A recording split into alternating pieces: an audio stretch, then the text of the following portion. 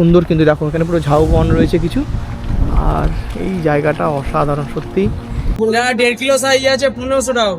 আচ্ছা 1.5 kilo size আর 1 কিলোর উপরে আছে 1300, বেশি উঠলে 1250 করে হবে। এই নদীর মধ্যে খুব সুন্দর কিন্তু দেখো এখানে ছোট ছোট নৌকা রয়েছে বিভিন্ন সাইজের।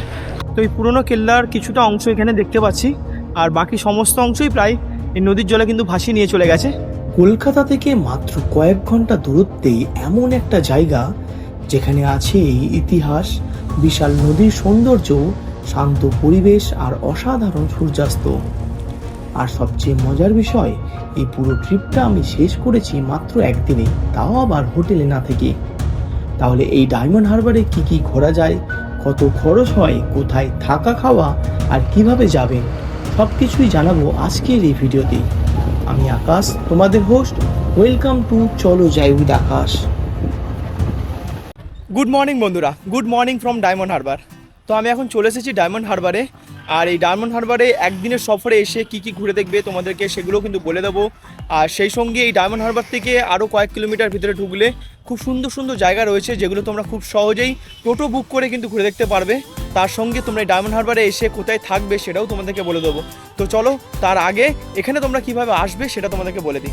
ডায়মন্ড হারবারে আসার মূলত দুটো রুট রয়েছে, একটা রেলপথ, অন্যটা সড়ক পথ। যদি সড়ক পথে আসেন তাহলে ধর্মতলা থেকে ডায়মন্ড হারবারগামী সরকারি এসি বাস VS6 কিংবা বেসরকারি বাস SD4, SD18 ও SD19 ছাড়াও বকখালি বা কাকদ্বীপগামী বেশিরভাগ বাসই ডায়মন্ড হারবার হয়ে যায়। সেগুলোর যে কোনো একটাতে উঠলেই পৌঁছে যেতে পারেন এখানে। আর যদি ট্রেনে আসতে চান তাহলে শিয়ালদা সাউথ সেকশন থেকে ডায়মন্ড হারবার লোকাল ধরেই মাত্র 15 টাকায় প্রায় 1 ঘন্টা 40 মিনিটে পৌঁছে যেতে পারেন এখানে। আর যদি নিজের গাড়িতে আসতে চান তাহলে NH12 বা ডায়মন্ড হারবার রোড ধরেই একেবারে সরাসরি চলে আসতে পারেন এইখানে।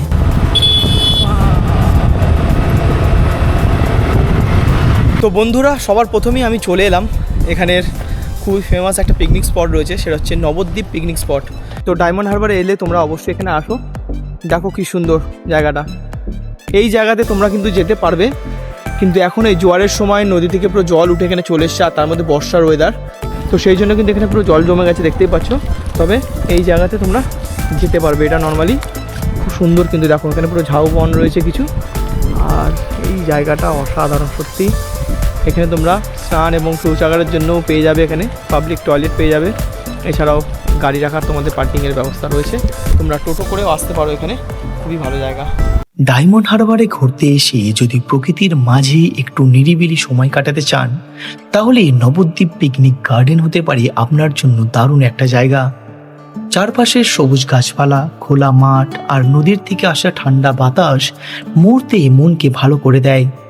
শীতকালে এখানে অসংখ্য মানুষ পরিবার ও বন্ধুদের নিয়ে পিকনিক করতে আসেন, তাই তখন পুরো জায়গাটা হয়ে ওঠে প্রাণবন্ত।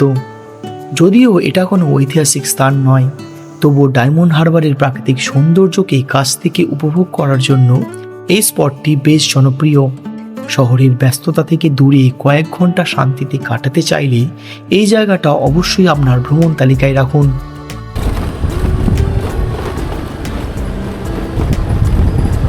তো আমরা এই নবদ্বীপ পিকনিক স্পট ঘুরে আমরা এখন যাচ্ছি সুলতানপুর ফিশারি স্পটের দিকে।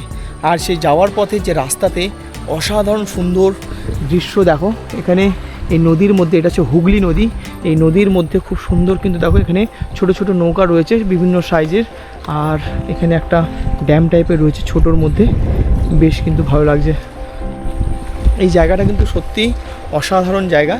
তোমরা যারা একদিনের জন্য ডায়মন্ড হারবারে আসবে বা তোমরা যদি একটা রাত স্টেও করো, তোমরা অবশ্যই এই সমস্ত জায়গাগুলো থেকে ঘুরে যেও।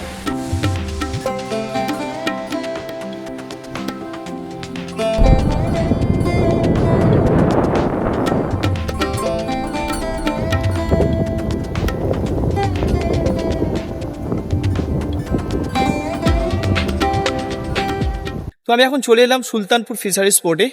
আর এই জায়গাতে কিন্তু বিশাল একটা মৎস্য বন্দর রয়েছে। এখানে দেখতে পাচ্ছ মৎস্যজীবীরা এখানে জাল বুনছে এবং জাল থেকে মাছ ছাড়াচ্ছে, তার কাজটা কিন্তু এখানে হচ্ছে।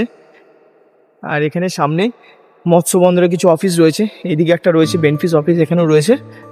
তো চলো এগিয়ে যাই। এই জায়গাটাও কিন্তু খুবই সুন্দর।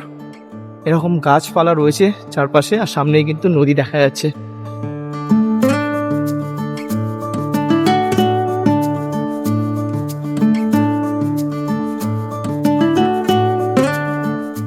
আর এখানে দেখো কিছু সতর্কীকরণ রয়েছে, এই সমস্ত মাছগুলো এখান থেকে কিন্তু ধরা একদমই নিষেধ রয়েছে। সাধারণ মানুষরা যারা এখানে আসবে মাছ ধরতে কিন্তু পারবে না, এবং তোমরা জলেও কিন্তু নামতে পারবে না। আর এখানে কিছু খাবারের দোকান টোকান রয়েছে, তোমরা চা বিস্কুট কিছু স্ন্যাক্স আইটেম কিছু খেতে পারবে। আর সামনে এই জায়গা রয়েছে যেটা পুরো এই নদীতে যাচ্ছে, দেখো কি দারুণ লাগছে। দেখো তোমরা এখানে আসো পুরো, আর সামনেই কিন্তু এখান থেকে একটা বাজারও রয়েছে যেখান থেকে তোমরা মাছ কিনে নিয়ে যেতে পারবে। সেটাও তোমাদেরকে যদি সুযোগ হয় আমি অবশ্যই দেখাবো। দেখো এখানে দেখো একটা ঘাট মতো করাও রয়েছে, আর নৌকাগুলো ওখানে কিছু রাখা রয়েছে। এটা হচ্ছে হুগলি নদী। আর তোমাদেরকে বলে রাখি, এই যে জায়গাটা দেখতে পাচ্ছ এখানে নদীটা কিন্তু বিশাল চওড়া, কারণ সামনেই কিন্তু আরও একটু এগিয়ে গেলে প্রথমে পড়ে বকখালি, মানে ওটা বঙ্গোপসাগরে গিয়ে মিশছে এই হুগলি নদী। এই হলো সুলতানপুর ফিশারিজ পোর্ট, যা দক্ষিণবঙ্গের অন্যতম গুরুত্বপূর্ণ মৎস্য বন্দর।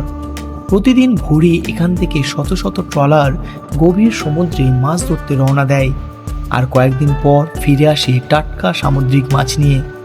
এখানকার ব্যস্ততা শুধু একটি বন্দর নয়, হাজার হাজার জেলে পরিবারের জীবিকার গল্পও বলে যায়। সারি সারি রঙিন ট্রলার, নদীর ঢেউ আর জেলেদের কর্মব্যস্ততা মিলিয়ে জায়গাটির আলাদাই এক সৌন্দর্য রয়েছে। বিশেষ করে সূর্যোদয় বা সূর্যাস্তের সময় পুরো বন্দর যেন আরও বেশি জীবন্ত হয়ে ওঠে। ফটোগ্রাফি আর সিনেম্যাটিক ভিডিওর জন্য এটি ডায়মন্ড হারবারের সেরা লোকেশনগুলোর মধ্যে একটি।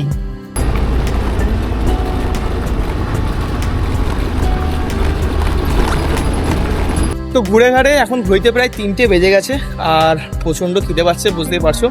তো চলো আমি এখন এখানে চলে এলাম। এই ডায়মন্ড হারবারের খুবই ফেমাস একটা দোকান রয়েছে এবং ভালো খাবার আমি রেটিং দেখে এসেছি। তো এই হচ্ছে দেবুর হোটেল। তো চলো ভেতরে ঢুকে খাওয়া দাওয়া করি, তারপর তোমাদেরকে জানাবো কেমন কি টেস্ট ছিল, খাবার দাবার কেমন ছিল। তো জাস্ট আমি এক্ষুনি দেবুর হোটেল থেকে খেয়ে বেরোলাম, আর আমি নিয়েছিলাম হচ্ছে একটা সবজি ভাত, যেটা নিল হচ্ছে 80 টাকা, আর তার সঙ্গে নিয়েছিলাম 1 প্লেট চিকেন, 120 টাকা নিল। তো সঠিক দামেই কিন্তু এরা খাবার পরিবেশন করছে, এবং সেটা কিন্তু বেশ ভালো টেস্টি খাবার, পরিষ্কার পরিচ্ছন্ন হোটেল, সবই ঠিকঠাক ছিল। আর পেমেন্ট করার সময় জানতে পারলাম এদের কিন্তু একটা রিসোর্টও রয়েছে, তো সেটাও কিন্তু তোমরা চেক আউট করতে পারো, আমি দিয়ে দিলাম। তো চলো এবার আমরা আমাদের পরবর্তী গন্তব্যের দিকে এগোই। আর এখন ঘুরতে সময় হয়ে গেছে প্রায় 4টে, যাওয়া যাক। তো ভরপেট খাবার খেয়ে এখন আমি চলে এলাম আবার এই হুগলি নদীর ধারে চিংড়িখালি দুর্গতে, যেটা স্থানীয় মানুষেরা বলে থাকে পুরানো কেল্লা। তো এই যে জায়গাটা, এখানে কিন্তু এখনো পর্যন্ত কেল্লা অংশই দেখতে পাচ্ছি না, দেখা যাক আগে গিয়ে একটু দেখা যায় কিনা। এই জায়গাটা দেখো একটু নদীর চর মতো রয়েছে, ছোট ছোট ইট ফেলে এই জায়গাটা কাদাটা যাতে না হয় সেই জন্য ফেলেছে, আর বেশ ভালো লাগছে। চলো নেমে দেখা যাক জায়গাটা।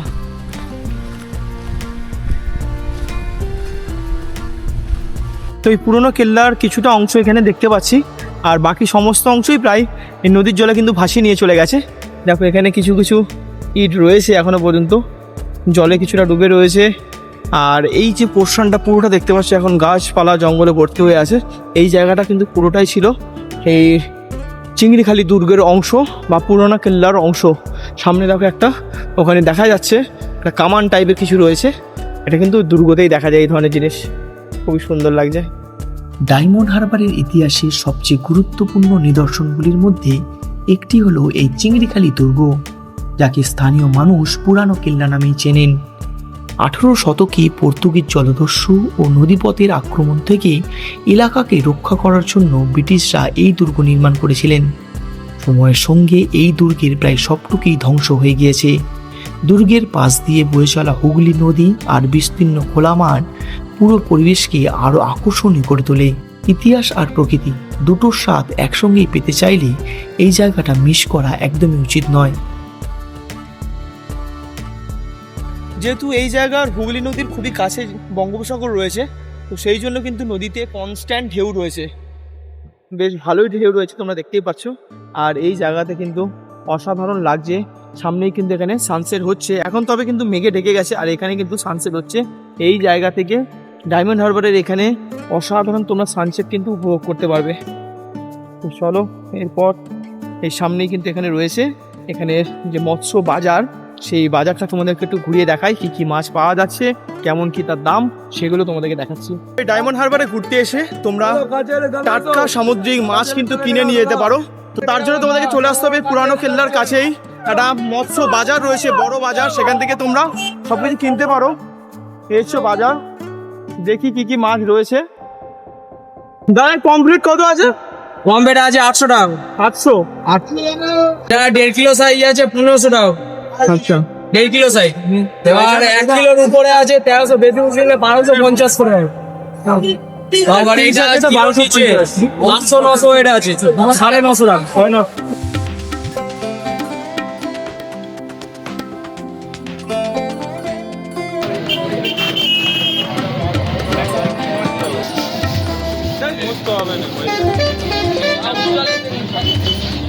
চিংড়িগুলো কত দাম দাদা? 750 টাকা একদম ফ্রেশ বাগদা। কোনো পচাপচি মাছ নয়, পচা মাছ হলে কম দাম, কালো হয়ে যাবে, মাথা ছেড়ে যাবে, তখন 500 টাকা কেজি হবে। 750 বললেন তাই তো? তো বন্ধুরা তোমরা দেখতেই পাচ্ছ এখানে কত মাছ রয়েছে, ইলিশ, চিংড়ি, এছাড়া আরো বিভিন্ন ধরনের মাছ রয়েছে। আমি সবগুলো দেখালাম না তোমাদেরকে। আর ইলিশের দামটা তোমরা বুঝে গেলে কেমন কি দাম রয়েছে।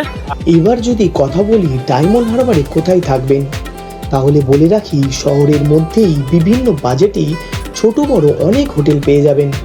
তবে যদি একটু শান্ত পরিবেশে নদীর ধারে থাকার অভিজ্ঞতা নিতে চান, তাহলে আমার মতে শহর থেকে একটু ভেতরের দিকে থাকা রিসোর্টগুলোই বেছে নিন, যেমন star hotel and restaurant, aspiring resort কিংবা ইসানি রিসোর্ট।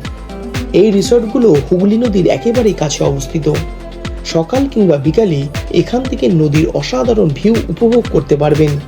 তাই ডায়মন্ড হারবারে এক রাত কাটাতে চাইলে আমি ব্যক্তিগতভাবে এই রিসোর্টগুলোর মধ্যে যে কোনো একটিকে বেছে নেওয়ার পরামর্শ দেব।